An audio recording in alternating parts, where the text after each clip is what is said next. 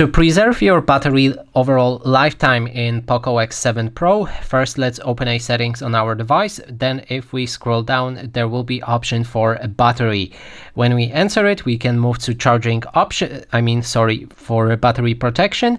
And here, first of all, you can see your battery health. Next is the charging protection. So first of all, you can enable battery protection, which extends battery life, and the device will stop charging when the battery levels reaches 80%. So it will make your device basically charge up to 80%, but at the same time preserve a life of your battery.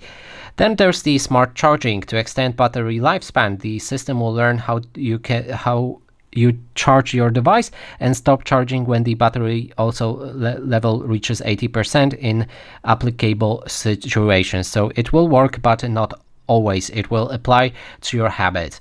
And that is basically everything. You can use one of those two options to preserve your battery.